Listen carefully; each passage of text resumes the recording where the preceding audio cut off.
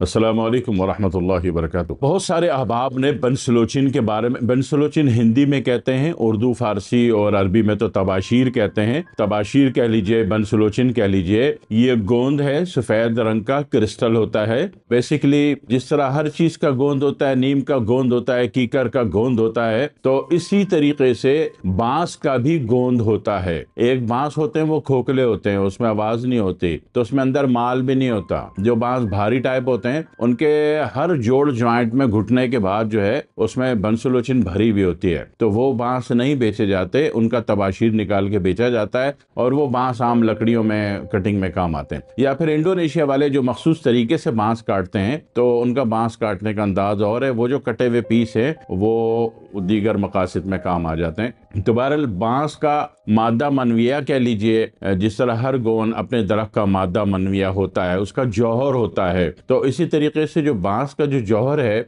उसका जो गोंद है, उसको आप तबाशीर कहते हैं। हिंदी में बंसलोचिन कह लीजिए। इसके फवायद बहुत सारे हैं। ये जितनी चीजें अल्लाह ताला ने बनाई है ना, इसमें देखो ना तो कॉर्टिजोन होगा, ना स्टेरॉइड होगा, ना मार्फिन होगी, ना ये कैल्शियम कार्बोनेट मरे हुए चूने से बना हुआ होगा, तो फिर ला महाला इसमें फायदे बहुत होते हैं और सिर्फ फायदे होते हैं। फिर नुकसान की बात नहीं करो, फिर साइड इफेक्ट की बात नहीं करो, फिर सिर्फ अल्लाह ने फायदा दिया है। शर्त ये कि आपका जो इंतखाब है वो महफूज हो। आपने सोच समझ के दवा का या जड़ी बूटी का या गोंद का इंतखाब किया हो, तो फिर लॉस वाली बात नहीं करने की। इसके फायदे बहुत सारे। सबसे बड़ी बात यह है कि एंटी इन्फ्लेमेटरी यूनिट है, एंटी इन्फ्लेमेशन है, यानी कि बॉडी में कहीं भी पकाई का अमल है, खून पक रहा है या जल रहा है या उबल रहा है, बॉडी का कोई भी यूनिट या ग्लैंड उबल रहा है। जैसे एक मिसाल ले लीजिए, मुंह में छाले, मुंह में जो छाले हैं ये भी उबाल की एक कैफियत है। वहां पे इन्फ्लेमेशन डिपॉजिट हो गई है और वो अपने एक्ट को परफॉर्म कर रही है, जिससे पूरे मुंह में छाले हो गए।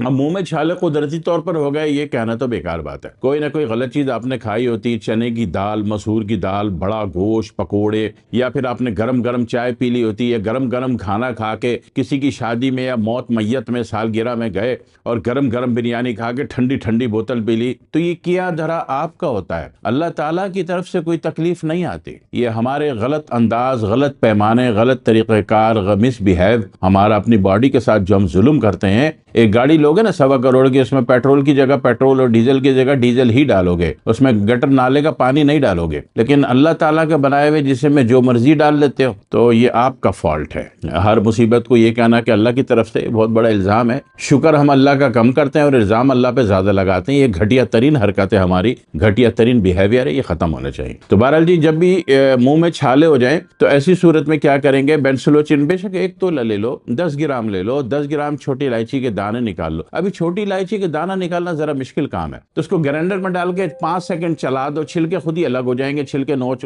चुन के फेंक दो। अब जो दाना बचेगा इसको पीस दो। फिर बेंसलोचिन को, तबाशीर को भी कूट पीस के उसको भी ग्राइंडर में डाल के, दोनों हम वजन है, पीस लो। पीसने के बाद ये बेहतरीन पाउडर है, ये संभाल के रखिएगा, काम आएगा। अब आपकी मर्जी, आपने 1-1 तोला बनाया, आपने 1-1 किलो बना लिया। अगर आपका मतलब है तो फिर मिनिमम 2-2 किलो बनाएंगे, 5-5 किलो बनाएंगे। और मतलब नहीं है, पर्सनल यूज है, तो 1-1 तोला भी काफी है। इसमें फर्स्ट ऑफ ऑल क्या होता है कि आपके मुंह में छाले हैं, जबान पे छाले हैं, मुंह में छाले हैं, अंदर के गाल में छाले हैं, मसोड़े में छाले हैं, तो ऐसी सूरत में जनाब अली आप क्या करेंगे कि इसको जो हम वजन पीस लिया था छोटी इलायची के दानों में, उसको एक बारीक पाउडर की चुटकी मुंह में रखी, काफी देर घुमाते रहे, काफी देर घुमाते रहे, और फिर बेशक निगल लिया और सादा पानी पी लिया। एक ही दिन में 3 दफा करेंगे तो आपका ये मसला हल हो जाता है। एक बात। दूसरी बात कि आंतों में पॉलिप्स हो रही है, तो आंतों में जब पॉलिप्स होती है ना, अगर जब हो रही है और ये इनिशियल है, अगर इस समय आपने, इस टाइम, इस वक्त में, इस साथ में आपने अगर ये ले लिया, इसको लेना शुरू किया दिन में 3 दफा, बेशक हर खाने के आधे घंटे बाद ले लें, सादे पानी से, चाय का 1/4 चम्मच ले लीजिए, तो इनिशियल जो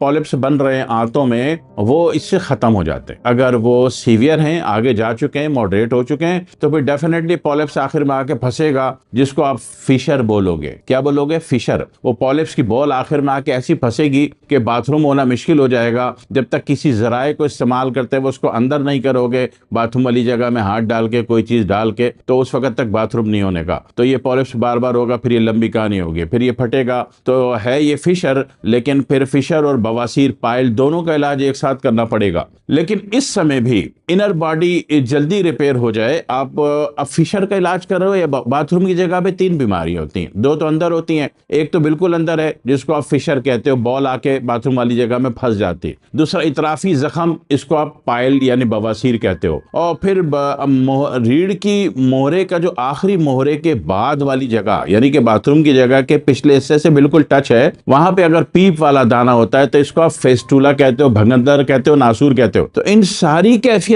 का जब भी इलाज करा रहे होंगे तो अगर आपने इसका भी सेवन करना, इसको भी इस्तेमाल करना, यूज करना शुरू कर दिया तो यकीन कीजिए कि मामला बहुत जल्द रफा दफा मुकमुका हो जाता। मुकमुका समझते हो? हाँ, वो बड़ा जरूरी है। तो इससे मुकमुका हो जाता है। इलाज तेज काम करता है, फायदा जल्दी होता है, इन्फ्लेमेशन लेवल जो है ये जल्दी खत्म करता है। तो वहां पे जो एक पकाई का अमल है, तखरीब कारी का अमल है, वो बंद हो जाता है और नतीजे में आप जो भी इलाज कर रहे हो आपको फायदा हो जाता है। तो किसी पूरी होल बॉडी में कहीं भी इन्फ्लेमेशन आ रही है तो उसमें भी काम करेगा, और कहीं भी जलन आ रही है बहुत ज्यादा शदीद जिद्दत के साथ तो वो भी खत्म करेगा।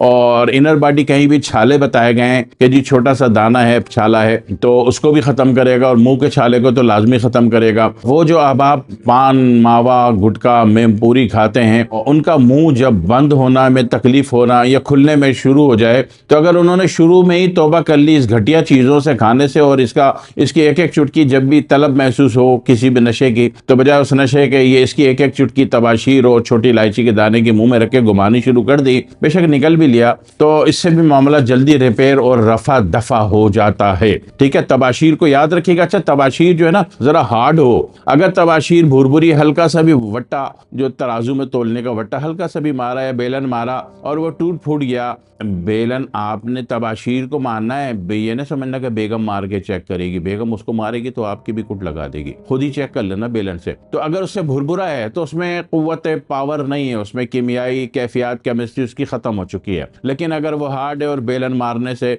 हल्का मारने से नहीं टूटा, भुरभुरा नहीं गया, तो वो जानदार है। और ये बातें तो सारी आपने समझ ली, लेकिन एक लफ्ज मैंने शुरू में कहा था कि बांस के दरख्त का, बांस का जो गोंद है, बांस का मादा मनविया है। तो फिर सोच लो जो ये चीज कितनी बड़ी जौहर होती है और कितनी कीमती और फिर कितनी जगहों पे जा सकती है। इसके फैसले आपने अपनी हिकमत और बसीरत से, अपनी रिसर्च से करने हैं ताकि कीमती तरीन चीज आपके पास हो। दुआ में याद रखिएगा। अस्सलाम वालेकुम वरहमतुल्लाहि वबरकातुहू।